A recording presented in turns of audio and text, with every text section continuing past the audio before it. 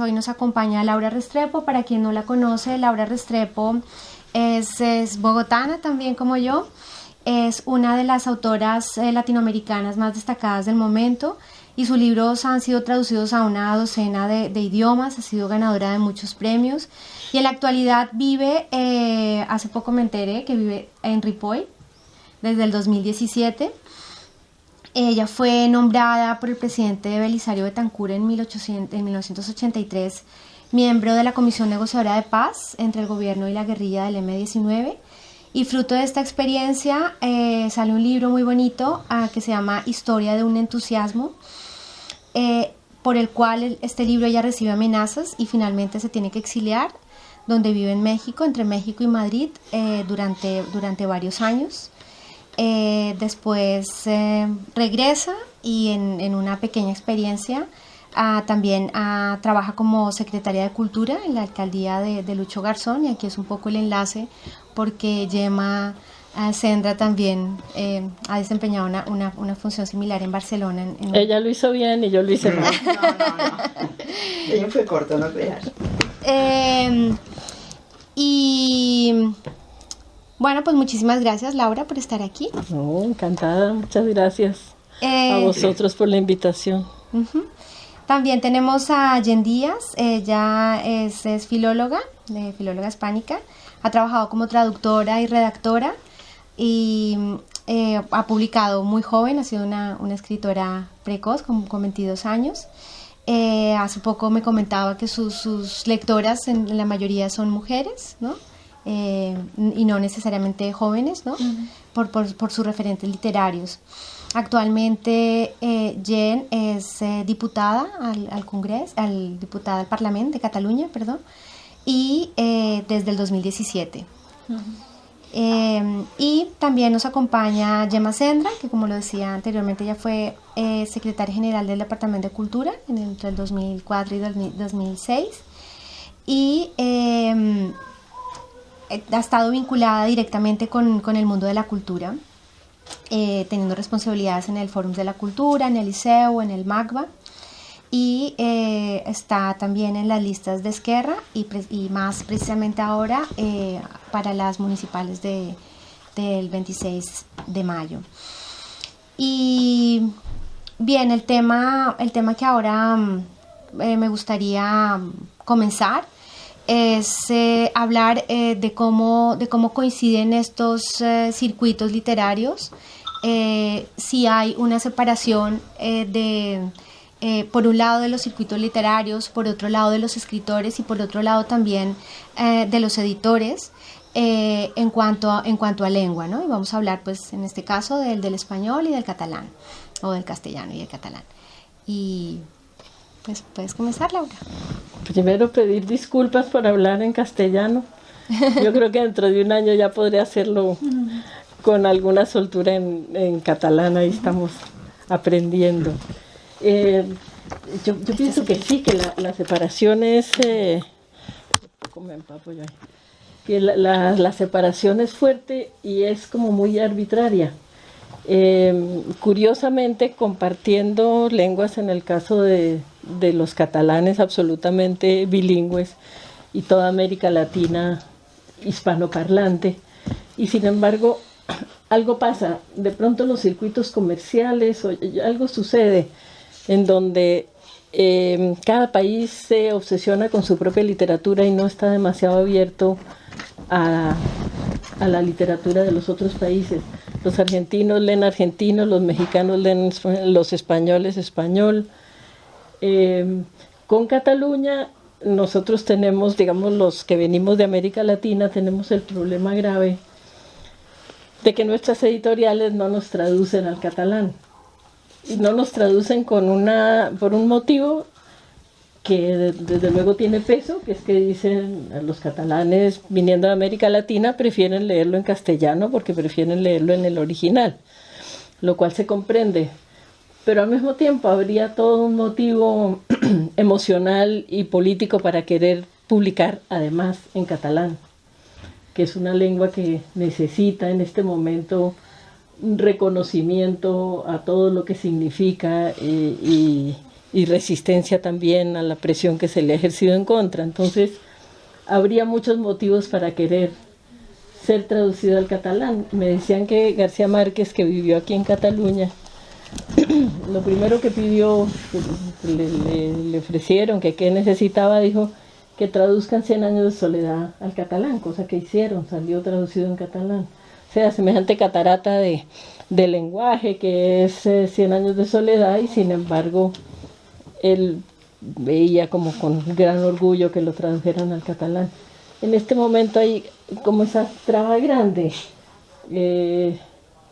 A nosotros, y yo creo que yo puedo hablar como a nombre de varios otros escritores latinoamericanos que conozco, nos encantaría poder tener acceso a un público catalán, porque es también el lenguaje es una vía de acceso que si no lo tienes, pues te quedas por fuera del alma, finalmente, del lugar, ¿no? Yo no me había planteado nunca que fuera necesario traducir a los autores latinoamericanos, pero me parece que si hay un momento para reivindicar el catalán y traducir, aunque entendamos el original, si hay un momento político de defensa a ultranza de una lengua, es ahora. Yo creo que soy completamente bilingüe. He crecido hablando en castellano y ahora me he casado con un catalán hablante, y entonces todo el tiempo que antes hablaba en castellano ahora lo hablo en catalán.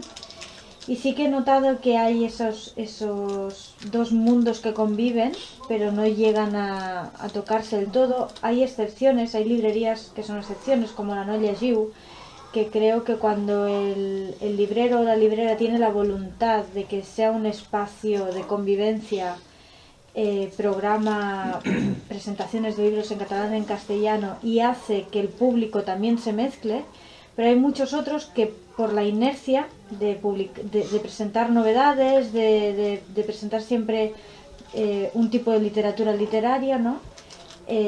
Acaban haciendo dos circuitos que no llegan a tocarse nunca, ¿no? En mi caso,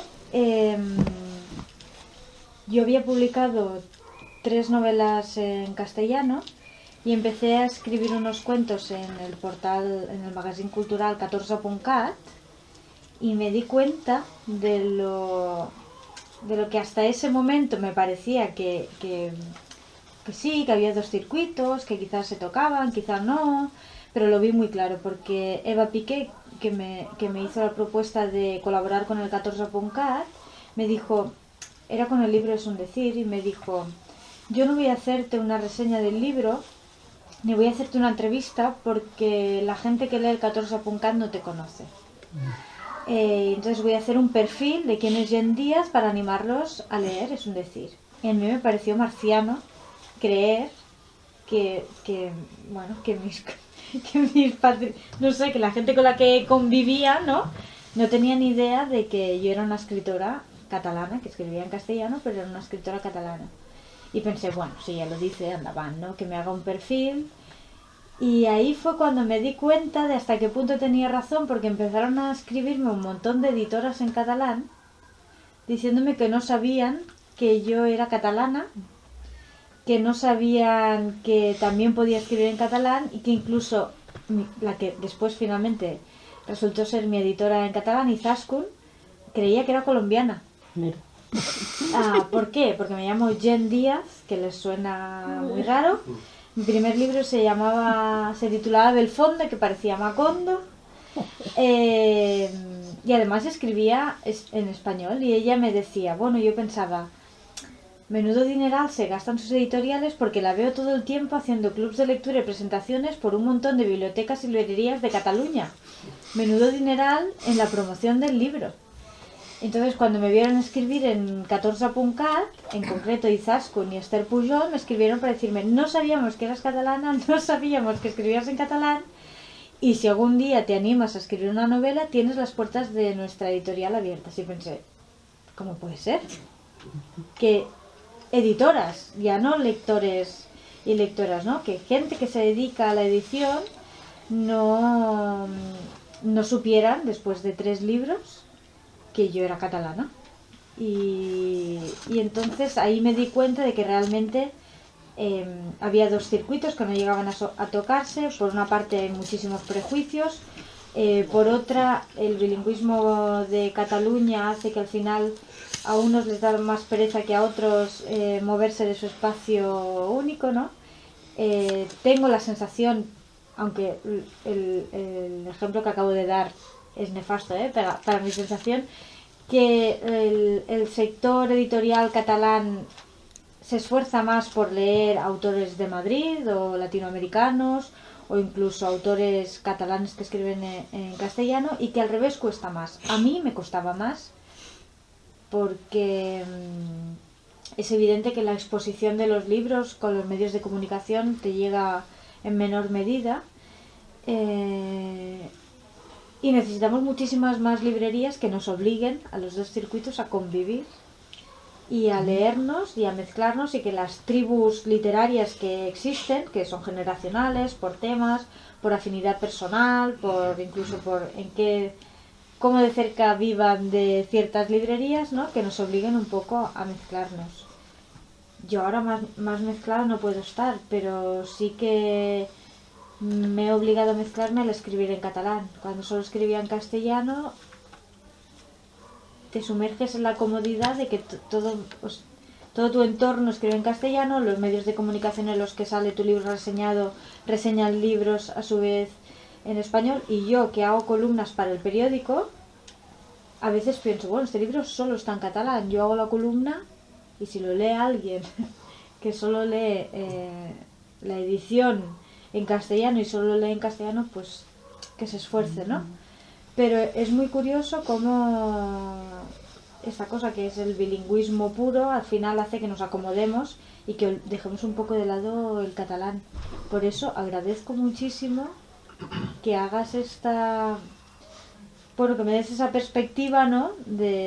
Y tú muy bienvenida a Colombia también. Encantada de tener una escritora ojalá. Sí, no me importaría ser un poco colombiana.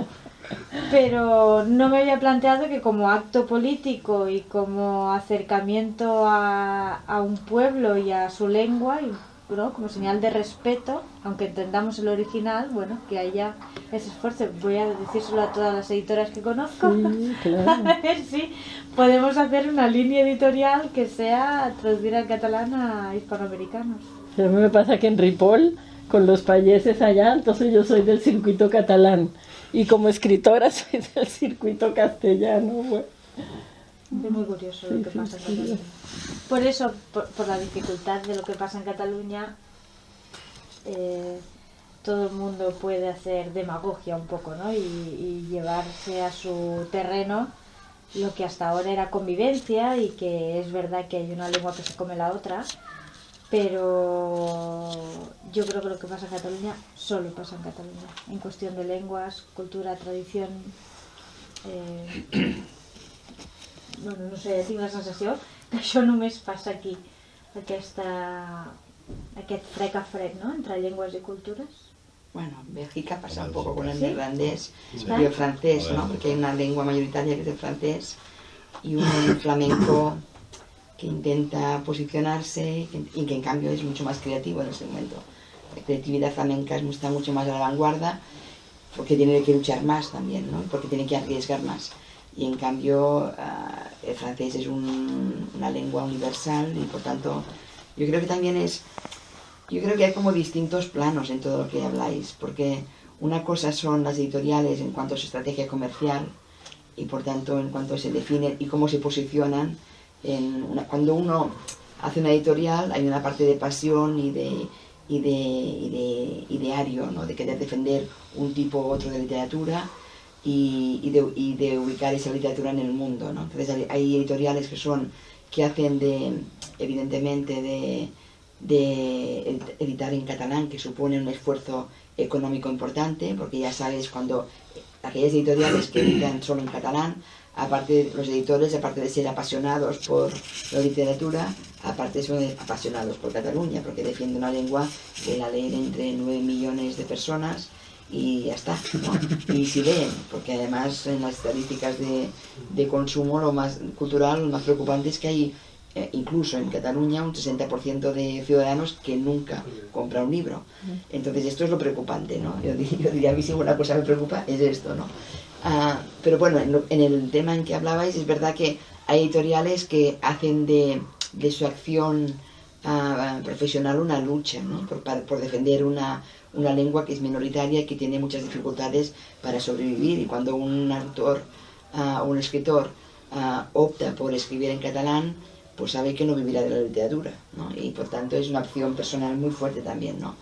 Y en cambio hay editoriales que hacen de la opción en Cataluña del castellano como una opción estratégica internacional, que además que también es muy interesante. Yo no digo, las dos cosas son importantes, porque las principales editoriales que están en este momento editando narrativa en castellano están en Cataluña, por tanto, y que están además comercializando y en todo el mundo. Por tanto, yo creo que en este momento los vínculos con Latinoamérica por parte del sector editorial de España están en Barcelona. Por tanto, yo creo que es como distintas miradas de una misma cosa, ¿no? La literatura como espacio profesional, como empresarial, como proyecto global, y eso supone que se edita en una lengua mayoritaria. La literatura como reconocimiento de una cultura, de una identidad, de una manera de expresarse, que aquí pues son opciones también de resistencia, digámoslo así, ¿no? Y por tanto, no es de extrañar que ante esas dos visiones uno lucha tanto por mantener esa resistencia que a lo mejor solo se centra en esto, ¿no? Y olvida que hay otras cosas, ¿no? Y que el espacio común donde eso se encuentra es la librería. Y por tanto en ese momento son las librerías las que tú aquí te paseas solo por esa sala y luego si bajas por la otra, en cada estante pues habrá una variedad infinita de autores de Barcelona, de Cataluña, en castellano, en italiano, en inglés, autores japoneses, autores suecos, autores... Aquí está el mundo, ¿no? Yo creo que en la librería hay el mundo. Entonces, seguramente es en esta actividad, yo le digo agitación, porque me gusta más agitar que hacer, ¿no? Pero en esta agitación cultural de los libreros, ¿no? Que en ese momento yo creo que son las antenas de acción cultural más importantes que tiene esa ciudad, porque están repartidos, porque también resisten Javier es un gran resistente en ese caso, pero que también resisten en esa voluntad de difundir conocimiento, ¿no? Y ellos son seguramente el espacio donde se puede propiciar con ayudas y haciendo que esos espacios se abran de esta manera, ¿no? Que cada día hayan encuentros, hayan debates, hayan diálogos, hayan presentaciones. Es el espacio donde esta confluencia y esa fusión se puede ejercer con mucha más facilidad. Pero yo no lo veo como una diferencia, lo entiendo como que hay una estrategia comercial concreta. Eso es como quien hace un vino de muy buena calidad o de un tipo de vino y solo se centra en esto y no tiene presente que hay otro al lado que hace otra, trabaja con otra cepa y con otros. Entonces yo creo que es más el hecho de estrategia comercial lo que separa los circuitos, pero no el público, porque el público lee de todo y eso es lo importante, ¿no? Yo aquí diría, lo importante es el público que lee de todo, que lee además yo creo que hay una preferencia por leer en original, o como vino yo propiciaría esto, ¿no? Porque la expresión propia del escritor la encuentras en su lengua, ¿no? Entonces, es verdad que hacer el esfuerzo de traducir es importante, porque vas como abriendo un catálogo mucho más amplio, pero yo propiciaría que si alguien habla o tiene un conocimiento incluso no excelente de una lengua, intente leer en la lengua original, ¿no? Porque siempre es como la expresión mucho más auténtica, y conectas mucho más con lo que el escritor quería decir, ¿no? Porque cuando pasas por un intermediario que es la traducción, lo cual no significa que la traducción sea importantísima, y de hecho esta mañana le decía a Javier, ¿no? Deberíamos trabajar por tener más traducciones, más traductores en lenguas de Centroasia, de África, ¿no? Tenemos continentes muy desconocidos en este momento porque no hay traductores que nos hagan esa facilitación, ¿no? Que nos faciliten aproximar esta cultura que se hace a través de la literatura sobre todo, ¿no? Entonces yo tengo la sensación de que En el caso del castellano, como mínimo en Cataluña, la gente es muy bilingüe en el momento de escribir. Yo diría incluso que, o me gustaría pensar que, porque no tengo los datos ahora, los sé, pero no los tengo ahora en la memoria, pero que me gustaría pensar que la gente prefiere acercarse al escritor con su lengua original, si es que lo entiende, ¿no? Sí, eso se comprende, claro. Es uno mismo, si hablas francés o hablas inglés, vas y buscas. Lo que pasa es que aquí hay como un plus, que es el componente político que tiene todo el sentido. Pero esto es más de resistencia, eso afecta más al catalán, ¿no? Que es la resistencia esta de hacer que se pueda seguir escribiendo en una lengua, que hoy yo creo que son pocos los escritores que pueden vivir de escribir escribiendo en catalán, ¿no? Bueno, en castellano tampoco. Bueno, sí, depende. Es verdad que vivir la cultura es muy difícil, pero cuando lo haces en una lengua que te entiende mucho más gente, tienes más oportunidades, ¿no? Sí. Porque te evitas la traducción, te evitas, etcétera, ¿no? Lo que pasa es que también, fíjate, hay eso que... Es como cuando Serrat cantó en castellano, ¿no? Sí, Eso está clarísimo que eso es así. Lo que pasa es que hay un componente que es también de contenidos, un componente político. En América Latina, esto como extranjera lo digo con todo el respeto para que aquí cada quien piense lo que quiera pensar, pero en América Latina tenemos una historia de relación con la corona española, una gesta de independencia que hace que el debate en Cataluña para nosotros sea una cosa perfectamente natural y comprensible. Es decir, ahí tendría que haber un puente directo, porque de alguna manera somos pueblos que hemos pasado por las mismas, que hemos estado sometidos a las mismas presiones, los mismos dolores, la misma sensación de sometimiento, de menosprecio. Entonces, la comunicación tendría que ser mucho más fácil. Desafortunadamente, uno siente que cierto tipo de publicidad empieza a pesar en América Latina, que ya oye uno decir a latinoamericanos, no, es que en Cataluña, es que lo tratan uno mal cuando habla en castellano. Y yo, pero ¿dónde te han tratado mal porque hablan en castellano? Yo vivo ahí en la montaña más profunda de Cataluña, donde muchos de los mayores de 40 no hablan el castellano, y a mí nunca nadie me ha mirado mal, ni por mi castellano, ni por mi catalán pésimamente pronunciado, nunca. Entonces, también trabajar en ese sentido de allanar esa comunicación que se da naturalmente por razones históricas y culturales. Es un puente que está dado. Pues ningún latinoamericano le parece extraño que un catalán se quiera independizar, le parece el ABC. Pues decir, nuestras historias de nación están marcadas por una gesta de independencia. Entonces, pero Laura, esto tú lo dices como desde un lugar muy personal, porque realmente también hay, y esa era la siguiente pregunta en la que quería entrar, es el imaginario también, existe el imaginario también de la madre patria, ¿no? De llegar aquí con una expectativa, y hablo aquí, me refiero a Cataluña, y darte cuenta que hay otra realidad, hay otra lengua que tienes que aprender y que tienes que hacer un esfuerzo. ¿Cuál es la mirada? Y yo creo que tú podrías hablar no solo de Colombia, sino de otros países de América Latina, sobre lo que está pasando en Cataluña. Pues mira, bueno, mi marido es mexicano, yo soy colombiana, mi hijo es argentino, y estamos viviendo todos acá. Y con un enorme amor por España, desde luego. Yo he vivido en Madrid, he vivido muy feliz en Madrid, tengo grandes amigos allá.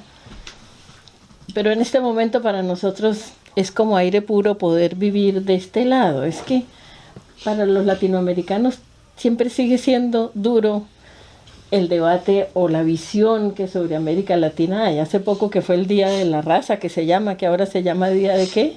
De la Hispanidad. De la Hispanidad. Y entonces viene este debate en el que participa Pérez Reverte y Vargas Llosa, y dicen unas cosas que uno no las puede creer. Y entonces ahora resulta que la visión de la conquista es no solamente fue un genocidio donde las tribus indígenas, las lenguas indígenas, todo desapareció, sino que ahora hay una teoría según la cual fueron los indios malos los que acabaron con los indios buenos. porque era que los aztecas y los mayas y los incas que eran imperialistas, cosa que seguramente fue así también, pero entonces la teoría es que esos indios acabaron con los otros indios y afortunadamente vinieron los españoles para impedir que acabaran entonces todavía quedamos por ahí algunos indios vivos. Ya lo acabaron todo. Nosotros vivimos sometidos a ese tipo también de malinterpretaciones y de como subestimación de lo que sucedió, es decir, cuántas lenguas había en América Latina que hoy en día no tenemos ni idea ni de que existieron, o porque existe un códice, o porque existe el Popol Vuh, y encontramos un alma gigantesca, una lengua, una cultura fantástica que quedó borrada de la faz de la tierra. Eso es muy difícil para nosotros que, digamos, fuera de Cataluña se entienda. Desde luego hay quienes, pero hay mucha gente muy enamorada de América Latina y precisamente por eso, por un afán libertario que ha caracterizado a los pueblos latinoamericanos desde los tiempos de la colonia y de la independencia. En Cataluña eso se da como por derecho propio. Uno siente que habla la misma lengua. Entonces yo creo que por eso sería tan importante hacer vínculos mucho más estrechos a través de la lengua, pero también a través de los contenidos y de la historia frente a la América Latina. Hace poco vinieron unos camarógrafos de Colombia que iban a filmar unas cosas ahí conmigo y entonces venían preocupados, no, es que hablamos en castellano y entonces nos van a mirar, ay, por favor. Eran los tiempos de la patuma ahí en Berga, que nosotros siempre hemos ido a la patuma y a ese juego feroz con fuego.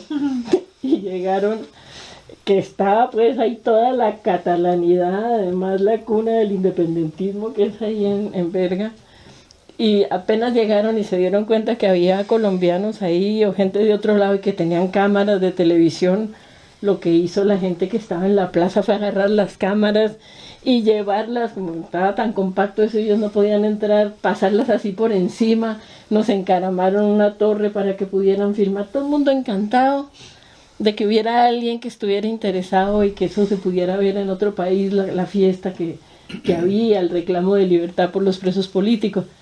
Estos se fueron maravillados, era como otra idea totalmente distinta. Acabaron ahí bailando y prendiéndose las antorchas esas, y llegaron con la camisa toda quemada, pues una locura de fiesta. Entonces, por ese lado pienso yo que sería... Me parece muy interesante lo que dices, porque en realidad el conflicto no es un conflicto de lenguas ni de culturas, sino es un conflicto de libertad y de democracia, ¿no? Lo que tenemos en este momento. Y seguramente es la cultura la que puede rescatar y crear esos vínculos para clarificar que no es una lucha de lenguas, ¿no?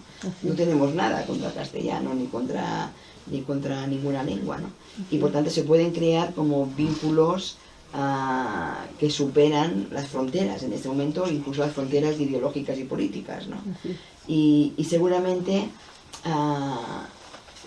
desde Cataluña se ha como dejado a Latinoamérica, ¿no? Se ha como abandonado en el imaginario nuestro, porque Latinoamérica siempre ha sido un espacio de crecimiento desde la cuna española, ¿no?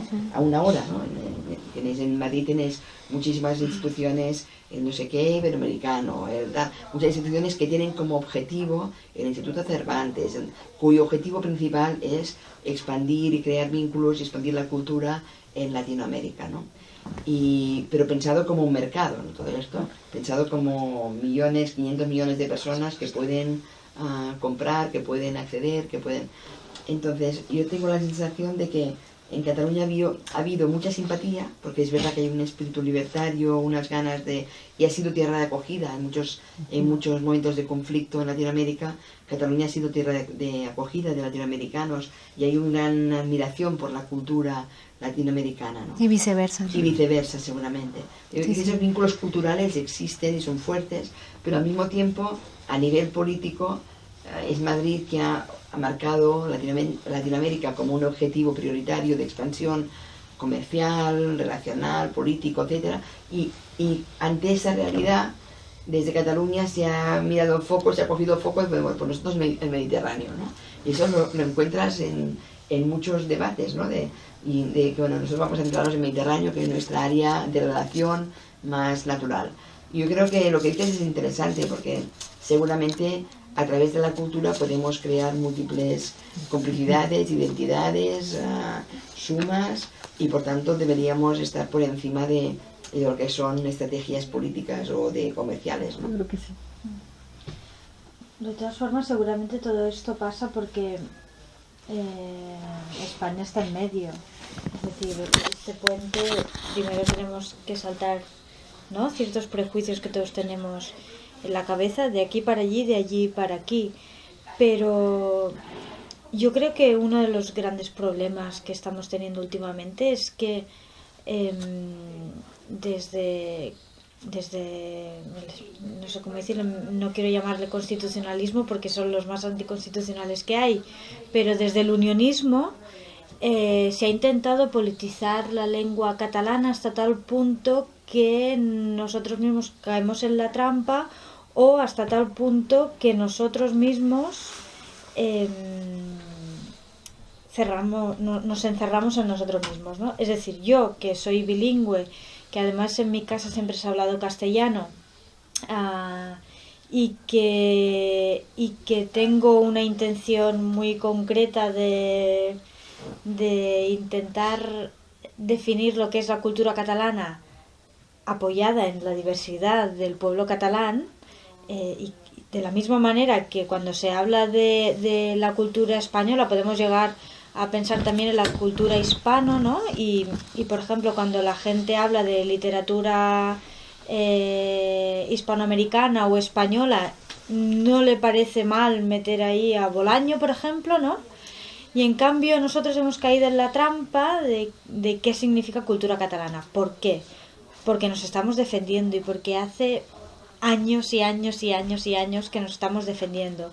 Entonces, cuando llegamos a esta nueva generación, que somos bilingües, que además venimos de familia que no ha nacido en Cataluña y que construimos nuestra identidad en esta diversidad y en esta complejidad, caemos en varias trampas, porque es cierto que en mi vida ser bilingüe es la definición es exacta, pero en muchos casos, en Barcelona por ejemplo, ser bilingüe significa que haya ciertas inercias que priorizan el castellano, ¿no?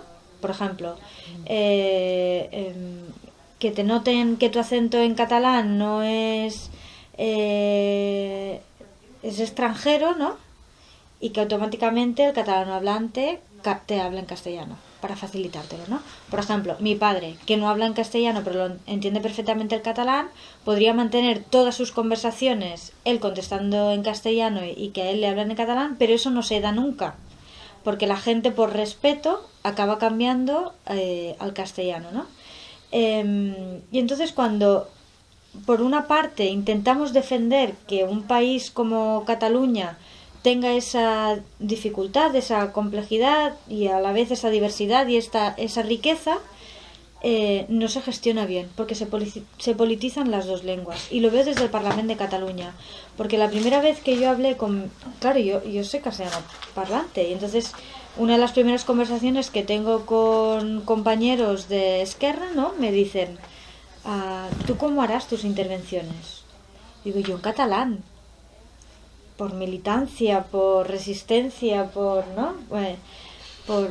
como un acto político. Pero en el fondo digo, ostras, igual también necesitamos, ¿no?, que de ahí nació Súmate un poco la necesidad de despolitizar el castellano y que también lo podamos hacer nuestro. Y por otra parte veo a Inés Arrimadas, que sabe hablar perfectamente catalán y que tiene muy buen catalán y que utiliza el castellano y que lo utiliza como arma contra los catalanohablantes o, peor, contra los independentistas. Y yo, que me siento un poco en la frontera, digo, ¿qué pasa? Que hay una nueva generación que estamos creciendo con la inmersión lingüística, que somos prácticamente bilingües, o como mínimo que entendemos las dos lenguas y que las hablamos más o menos las dos por igual. ¿Qué pasa que nuestros actos políticos, ¿no?, estallan, porque yo defiendo que la cultura catalana también puede ser expresada en castellano y recibo por todas partes, y luego me voy al otro lado y hablo de la diversidad de la cultura catalana y hablo de lo mismo, ¿no? Entonces soy la charnega agradecida. Y dices, bueno, entonces ¿qué me permitís que sea? ¿No? Porque ahora estamos hablando contigo, que entonces nos saltamos España y hablamos de los hispanoamericanos y de los latinos y estamos todos encantados. Y esta misma cercanía que hay entre tú y yo, por ejemplo, al escribir, a mí me gustaría que pudiera existir entre Laura Fernández, que es catalana, que escribe en castellano, o Isaac Rosa, que es sevillano, que vive en Madrid, que escribe en castellano, y que podamos construir un relato mental que no se construya de traidores, de cobardes, de haber comprado marcos mentales del españolismo, de no sé qué, no sé cuánto. Porque la realidad, por ejemplo, en mi comarca, que es del Baix Llobregat, es lo que estoy explicando ahora. Esta riqueza, esta diversidad, esta comodidad de muchos castellano hablantes que, como no hace falta, no aprenden el catalán, y al otro lado, esa manera de automenospreciarnos, que es, si notamos que el de delante no se expresa fluidamente en catalán, cambiamos nosotros al castellano, ¿no? Pero es que, claro, yo recibo a gente del Parlament que me critican una campanya que hizo Òmnium que decía, un país normal és aquell en què tu dius bon dia i te pueden contestar buenos días, ¿no? Y yo digo, i tant. Entonces me dice, això no és un país normal, això és un país colonitzat. Y lo entiendo, pero en mi casa ese es nuestro país normal. En que en la misma mesa, depende hacia dónde dirijo mi mirada, hacia mi suegra o hacia mi madre, hablo en catalán o en castellano, sin mayor complejidad, o sea, me sale solo, digamos. Pero esto que en mi casa es tan normal, lo sacas a la calle, y como todo es política, y como hemos conseguido instrumentalizar dos lenguas que conviven, no se puede tener una conversación tranquila sobre esta cuestión. Como sí que la puedo tener con latinoamericanos, porque no nos hemos colonizado ninguno ni nosotros a vosotros ni vosotros a nosotros. Entonces, como estamos libres de esa colonización y de ese menosprecio y de ese querer aniquilar la otra cultura y la otra lengua, hay una fluidez que con España no se puede tener. Yo entiendo lo que dices, Jen, pero creo que la... ¿Ves? No, es que estabas hablando con castellano. No, ves para que ella me entienda. No, ves que me matizarás mi país normal. No, todo al contrario, es que creo que cuando hablamos de esto hemos de tener la mirada también en lo que queremos que nuestro país sea en el futuro, ¿no? En 20 años, ¿no? Y lo digo porque a mí me tocó organizarla cuando Cataluña fue la invitada, no sé qué, sí, en la ciudad de Frankfurt, ¿no? En la feria de Frankfurt, la feria más del libro, y yo era secretaria general de Cultura en aquel momento y recibí por todos lados, recibí muchísimo, porque la propuesta que hice fue, bueno, la cultura catalana es la que se hace en Cataluña, con la lengua que sea, y otra cosa es la cultura en catalán, ¿no?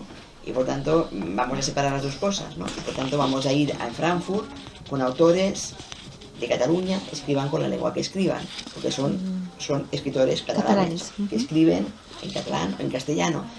Y pensé esto, lo tuve muy claro, porque dentro de 20 años tendremos hoy un 26% de la población de Barcelona es inmigrada de otros países, ¿no? Y chinos y pakistaníes, y por tanto dentro de 20 años la población que tendremos es una población totalmente diversa, en que habrá gente de muchos países que utilizan lenguas en su casa, hindús, no sé qué, suajili, no sé cuántos, 1000 lenguas distintas, se hablan más de 100 lenguas, ¿no?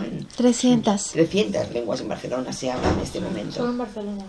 Entonces dices, bueno, esta gente que habla 300 lenguas en su casa, en su vida privada, y que luego utiliza el catalán o castellano en la escuela como espacio de aprendizaje o de socialización, pues esta gente, si un día escribe un libro, igual la escribe en chino, ¿no? Pero lo escribirá aquí, y su experiencia y lo que relatará de su vida pasará aquí, que es en el fondo la literatura lo que transmite son las vivencias tuyas, personales, y tu identidad la trasladas es como un recorrido de identidades, ¿no? Que vienes de no sé dónde, pero has vivido aquí o has nacido aquí, escribes desde aquí, pero con imprentas, ¿cómo os digo? Con huellas que has ido acumulando, ¿no? De tus padres, de tus abuelos, de historias, de narrativas, entonces yo creo que yo en aquel momento lo vi claro, digo, no, queremos un país diverso, queremos un país abierto al mundo, queremos un país que sea de acogida, ¿no? Queremos acoger, queremos estar, queremos las fusiones y al mismo tiempo queremos defender una lengua que es minoritaria, que cuesta mucho defenderla. Y esas dos realidades tenemos que hacerla posible, las dos, ¿no? Hacerla compatible, claro. Tiene que ser compatible. Así Entonces, una cosa para mí era, bueno, cultura catalana, lo que se hace aquí, cultura en catalán, la que utiliza una lengua catalán como vehículo. Bueno, con esta premisa podemos decir que Laura Restrepo ahora es una escritora catalana. Yo encantada. Cultura catalana y yo cultura colombiana. Claro, fíjate, mira, es muy raro la persona en América Latina que te diga Hispanoamérica. Yo nunca en mi vida he escrito Hispanoamérica. Nosotros decimos Latinoamérica, porque el término latino primero lo identificas con un término peyorativo en Estados Unidos que nosotros reivindicamos, ¿cierto? Somos latinos. Y luego nos conecta con una tradición latina y está también ahí, está el castellano, pero hay otras culturas más que nosotros hemos recibido, la portuguesa, la francesa, otras más. Entonces, mira, son caminos que están dados y que habría como que ahondar y buscarlos. Primero, el gran movimiento cultural literario que ha habido en América Latina se forjó en Barcelona, porque el boom junta gente de Argentina, de Colombia, del Perú, de México, pero los junta aquí, en Barcelona, a través de la editorial y de la agencia que son catalanas. Entonces, si empiezas a buscar, mi bisabuela Rosa Nexi, catalana. Ella era una viejita ahí que... Ya tienes más orígenes catalanes que yo. Fíjate. Esta era una viejita muy furiosa que andaba vestida de negro y que con un palo nos obligaba a orinar en las rosas. Supongo que la huria, bueno, nosotros le huíamos y andaba haciendo colecta para una cosa que ella decía, la Virgen del Sauco. A mí siempre se me quedó que la Virgen del Sauco, y cuando vine a vivir acá, me puse a preguntar qué sería la Virgen del Sauco, que mi bisabuela se la pasaba recogiendo plata para la Virgen del Sauco. Y una viejita ahí emborredada me dijo, del Saucor, del Sagrat Cor. Sí, que lo pronuncian como parecido a Saucor. Ella sí sabía qué era. Entonces ya supe que era Luego, por ejemplo, en 100 años de soledad, esa novela mítica, fantástica, ficcional, hay un personaje clave al principio de la novela casi que es el sabio catalán, que es el que les enseña y el que genera alrededor de él la cultura que viven ahí en la costa. Pues el sabio catalán era íntimo amigo de mi abuelo Enrique Restrepo, que era escritor. El sabio catalán formó en Barranquilla, donde ellos vivían, toda una escuela de pensamiento a la cual pertenecieron muchos de los intelectuales importantes de esa época. Yo creo que hemos de recuperar ese espíritu. Claro. Porque esto es lo que nos abre al mundo. Pues estem fent avui... Primera pedra. Sí, primera pedra. Pero recuperar ese espíritu de que desde aquí seamos capaces de conectar, de abrir, de invitar, de crear con escritores o creadores de todo el mundo, e impulsar desde aquí proyectos de cultura universal. Yo creo que es lo que nos hace grandes. Y sabes que llevar Cataluña a América Latina también. Cataluña se ha vuelto un símbolo en muchas partes del mundo hoy en día, porque ante un planeta que está viviendo de forma muy pasiva, ahora lo conversábamos, una especie de irrupción muy preocupante del fascismo, que va desde Trump hasta Bolsonaro y cuántos países en Europa, incluyendo desafortunadamente España, y como una especie de humanidad bastante pasiva ante eso, Cataluña se ha vuelto un símbolo de resistencia, entonces eso le da mucha presencia, que tendríamos que ponerle altoparlantes en América Latina también. Aquí se está peleando, eso es como aire fresco, es que eso no está pasando en otros lados. Ya se legalizaron porque van a las elecciones los fascistas, bueno, no, entonces ya hoy tienen 12 parlamentarios y mañana tienen 24 y pasado mañana tendrán 120 y todo el mundo tan tranquilo. Aquí eso no pasa. Sí. Tienes toda la razón. Y eso hay mucha gente en el planeta que la trascendencia que ha tenido en el mundo también Cataluña, no solamente por la lucha de algo tan elemental en el ABC democrático como es el derecho a la autodeterminación, sino también una lucha antifascista. Y aquí que estem tristos, Por eso se inventaron Esperanto. ¿No? Para crear fusiones sin que la lengua no fuera un problema, ¿no? Tenemos una lengua política común. Laura, tú antes de comenzar explicabas que hiciste parte de uno de los tantos procesos de paz que ha tenido Colombia y que desembocó en este caso en la Asamblea Constituyente, y que tú veías como como un espejo, una comparación con lo que estaba pasando aquí en el proceso. ¿Me puedes? Pues eso fue en los años 80, fue el primer proceso de paz que hubo en América Latina entre la guerrilla del M-19, que era una guerrilla muy popular en Colombia, digamos a diferencia de las FARC, que ha sido una guerrilla más dura. Esta era una guerrilla ahí que tenía como sus héroes populares y tal, y el gobierno, y fue muy interesante porque yo creo que el M-19 tuvo la habilidad no tanto de negociar para ellos, que un poco en las FARC uno veía burócratas del gobierno negociando con los burócratas de la guerrilla, y entonces era un poco ajena a la negociación.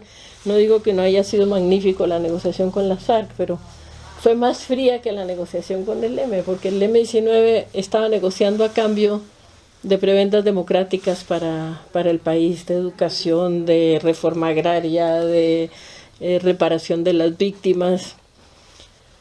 Entonces, como todo en Colombia, somos un pueblo maravilloso, pero terriblemente violento. Hemos sido marcados por la violencia desde el inicio de nuestra vida de nación. Y el proceso de paz, desde luego, también fue. Eso era de verdad. La propia guerrilla lo dijo desde el principio. Ellos dijeron: los muertos de la paz los ponemos nosotros. Y de hecho, cada guerrillero que iba entregando las armas lo iban asesinando. Sobrevivieron pocos, pero sobrevivió en Colombia una voluntad de paz y un deseo y un anhelo de paz que se ha convertido en una cultura, con altibajos, porque desde luego vienen después reacciones violentas y eso lo ahogan, y los acuerdos de paz se rompen, ahorita están a punto de romperse nuevamente, pero hay un anhelo de paz muy ligado a la apertura democrática. Por eso fue muy interesante ver cómo años después lo que parecía como el fracaso del proceso de paz, porque se había ahogado en sangre, revive a través de una convocatoria de Asamblea Constituyente, en donde tiene mayoría de votos la guerrilla que acaba de entregar las armas y de hacerse política, tiene mayoría de votos, pone presidente de la Constituyente, y elaboraron una constitución que es una de las más avanzadas del mundo. Que no la cumplan es otra cosa, pero ahí está la constitución con plenos derechos territoriales, jurídicos para los indígenas, todo el tratamiento de la homosexualidad absolutamente abierto, las mujeres, una constitución que es de verdad muy linda, y esa fue producto del proceso de paz. Entonces, cada vez que aquí hablan de proceso hacia la constituyente, yo me entusiasmo y paro oído para ver por dónde marcha ese cauce. Por haber sido testigo de la maravillosa experiencia que es una asamblea constituyente, donde se sientan las distintas partes a conversar, a deponer hostilidades y de golpe tratar de sacar algo en conjunto, aunque lo que salga sea una colcha de retazos, pero de todas maneras es como el triunfo de la comprensión y no del enfrentamiento, ¿no? para eso fue necesario un enfrentamiento brutal, ¿no? Eso no cayó del cielo y no lo regalaron. Se necesitó el gran ascenso que implicó el proceso de paz para que accedieran a ser la constituyente y asentar ahí indígenas, evangelistas, terratenientes, liberales, conservadores, mujeres, todo el espectro nacional. Y ya como vamos un poquito cerrando, Gemma, tú hablaste y no agradecí al comienzo al Xavier y al espacio que nos da la librería Noria Giu. ¿Cuál sería la propuesta cultural, ¿no? para esta nueva Barcelona que queremos construir entre todos y todas, para en aquel caso un llibreter, ¿no? Como el Xavier, donde hemos visto durante, sobre todo estos últimos años, desaparecer tantísimas librerías, ¿no? que han sido todo un referente. ¿Cuál sería la propuesta, Gemma? Hay varias propuestas, pero yo diría que voy a destacar tres. La primera es que uno de los problemas por los que han desaparecido muchas librerías es por la presión de los alquileres de los espacios en que viven, ¿no? Uh-huh. Barcelona, que es una ciudad global, atrayente, que atrae turistas, atrae científicos, atrae empresas, fondos de inversión, ha habido en esos últimos 10 años un crecimiento de los alquileres y del precio de la vivienda espectacular, y por tanto los proyectos culturales tienen muy difícil de sobrevivir ante esta especulación. Entonces, no es que tenemos que tener medidas para la vivienda y para frenar ese incremento de alquileres y de precio de la vivienda, pero eso son políticas más del ámbito del urbanismo y de la vivienda. Pero en la cultura sí que podemos, mientras se intenta frenar todo ese proceso y por tanto crear vivienda social, etcétera, etcétera, desde la cultura sí que podemos hacer como un plan de choque, ¿no?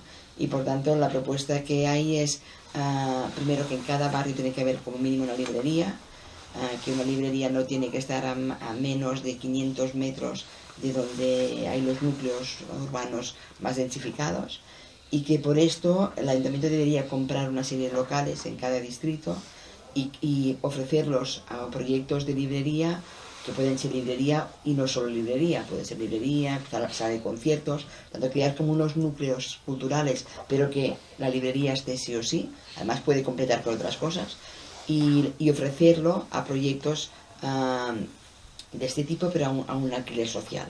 Por tanto, si es el ayuntamiento que compra 10, 20 locales en Barcelona, puede hacer una hipoteca del ayuntamiento a 50 años y por tanto a intentar ofrecer al gestor cultural, en este caso, a un precio social que no tenga el riesgo de presiones, de altibajos, etcétera, etcétera. Eso sería la primera. La segunda acción es que las librerías hay que ayudarlas.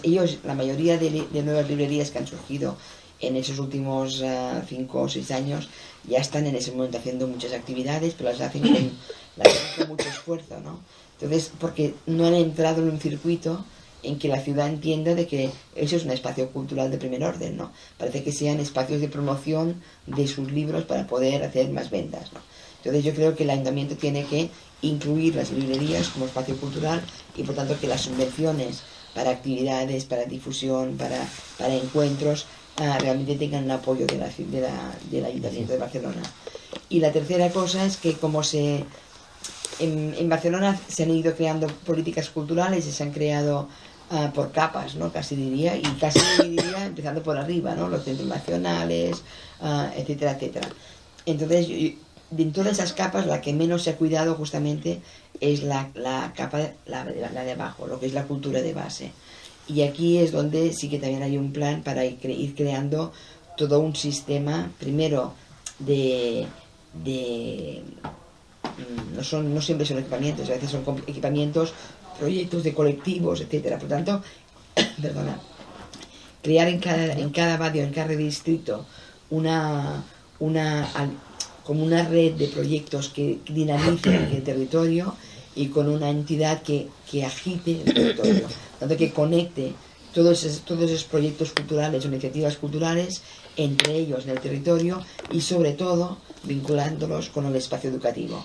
Tanto crear donde realmente el espacio educativo, educación y cultura sea uno de los proyectos prioritarios de esta nueva capa de ayuntamiento. Y yo creo que las librerías en todo ese proyecto tienen que tener un peso fundamental.